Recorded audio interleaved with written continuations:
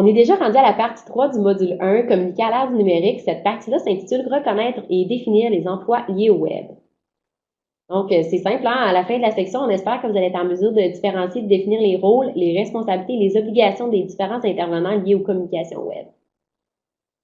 Donc, au menu, ce qu'on va voir, c'est les différents types de ressources et les emplois liés au web. Il y a quand même des petites particularités entre les deux, mais les deux se touchent. Donc, parmi les différents types de ressources, on commence tout de suite par l'agence de publicité parce que c'est elle qui est un peu, qui englobe le plus de corps de métier puis de tâches. L'agence de publicité, elle va chapeauter toutes les communications promotionnelles, toutes les communications numériques, médias traditionnels et l'image de marque. Elle va posséder une équipe de ressources variées et spécialisées, donc du graphisme, du marketing, des relations de presse.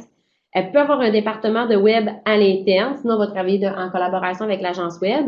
Et l'avantage de ça, c'est que vous faites affaire avec un seul prestataire de service. C'est l'agence qui va porter le chapeau là, de la gestion de projet.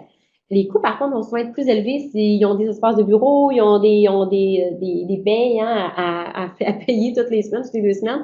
Et la facilité que vous avez à traiter avec un seul prestataire de service, ben c'est sûr que c'est une commodité qui se paie. Par contre, c'est pour la tranquillité d'esprit, là, travailler avec une agence, c'est souvent très idéal.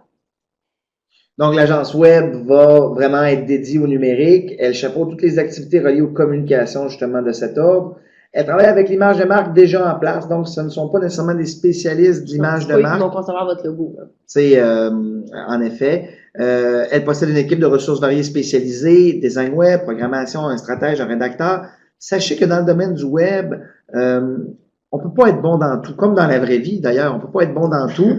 Donc, un bon programmeur ne sera pas nécessairement un bon graphiste ou un bon rédacteur. Puis, c'est des métiers reliés au web qui sont très spécifiques et demandent son lot de connaissances. Oui. Donc, c'est des gens qui ont leur niche. Puis, il faut leur faire confiance qu'on travaille le web parce que, on va le voir dans le cadre de cette formation, la rédaction, c'est important, le graphisme, chaque partie, le stratège, en tout cas, c'est toutes des choses que l'agence web va intégrer sous sa bannière, mais c'est des niches très importantes, c'est des métiers en soi. Oui, c'est pour ça que c'est avantageux de faire affaire avec une agence, parce qu'ils ont tous ces spécialistes-là à l'interne qui vont connaître votre projet et qui vont être coordonnés. Là. Exact. Donc, c'est un avantage parce que vous faites affaire avec un seul prestataire de service, mais bien sûr, les coûts sont souvent élevés.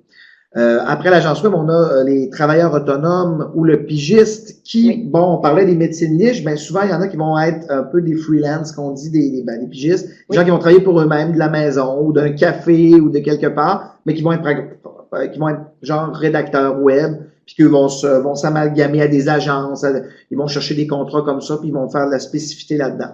C'est possible pour vous, donc, de travailler avec une panoplie de pigistes, mais probablement que vous devrez les coordonner.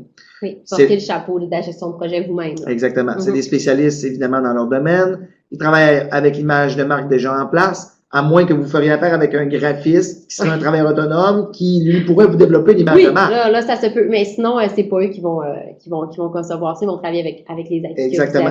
Et tantôt, tu disais, dans l'agence web qu'ils pouvaient pas développer l'image de marque, mais en même temps, un graphiste pourrait, dans une agence web, développer des images. Ouais, le designer web pourrait, mais certainement que c'est pas son, en tout cas, à mon sens, c'est pas le pro. Non, c'est ça, je voulais dire, c'est pas le pro. Mais ça, nous autres, des fois, à l'époque de l'agence, on en faisait, mais c'est sûr que c'était pas notre tasse de thé, c'était pas notre spécialité de développer de l'image de marque. On faisait plutôt avec ce qu'on avait. Mais on pouvait des fois accommoder le client. Donc, sachez que c'est possible. Mais c'est pas l'idéal. Et bien sûr, encore une fois, vous faites affaire avec plusieurs prestataires de services que, comme tu disais, on va porter le chapeau. Parce que c'est des gens qui ont moins de choses à supporter, ça va être moins élevé. Souvent, ils ont juste eux comme entreprise. Oui, les coûts vont être moins élevés souvent. Aussi, en tant que gestionnaire du projet, mais vous allez pouvoir faire des soumissions, choisir un pigiste avec un prix qui fait votre affaire ou un service qui fait votre affaire. Fait qu'en assemblant vous-même votre équipe, ben vous avez le contrôle sur tout plein de petits coûts. Par contre, c'est nettement plus lourd à gérer là, que de donner le mandat à une agence qui fait ça. Exactement. Et si vous connaissez plus ou moins ça, c'est peut-être une option à évoluer. Oui, c'est définitivement. Puis si vous connaissez plus ou moins ça, mais vous voulez vivre l'aventure, moi, c'est ce que je pense, c'est que dans le sens, écoutez ce que ces gens-là ont vous dire, qui sont des experts de leur créneau. Vous avez aussi un autre type de ressource qu'on aime beaucoup, c'est la ressource à l'interne. La ressource à l'interne, c'est la personne qui est déjà dans l'entreprise qui va prendre en charge certains aspects de la communication numérique. Donc, il peut s'occuper de peut-être gérer les réseaux sociaux ou de faire des textes pour le site web. Un des avantages majeurs, c'est qu'elle travaille déjà dans l'entreprise. Donc, elle la connaît par cœur, là, sur le bout de ses doigts. Elle est déjà là, elle est déjà sur la liste, sur le payroll. Donc, vous la payez déjà. Donc, ça peut être avantageux.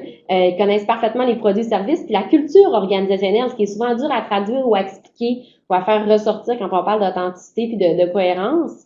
Par contre, c'est certain que c'est pas son métier. Donc, ça peut manquer de connaissances, peut faire plus d'erreurs, peut avoir besoin de plus de temps pour faire une tâche que quelqu'un d'autre qui est plus habitué. Et comme je disais, ben, c'est déjà budgété dans la masse salariale. Donc, c'est certain que c'est pas nécessairement un spécialiste, mais il est déjà là. Il y a déjà pas mal d'avantages là, à utiliser cette personne-là pour faire certaines tâches. Et probablement qu'il y a des gens là, qui suivent notre Oui, formation qui sont peut-être des que ressources à l'interne. Oui. Et votre employeur vous paye votre formation Oui. pour que vous soyez C'est capable possible. de prendre en charge. Oui, mais c'est ça. Puis il y a des avantages là, à avoir des ressources comme ça, comme les autres aussi. Mais ça fait partie des pour et des contre un petit peu. Exact.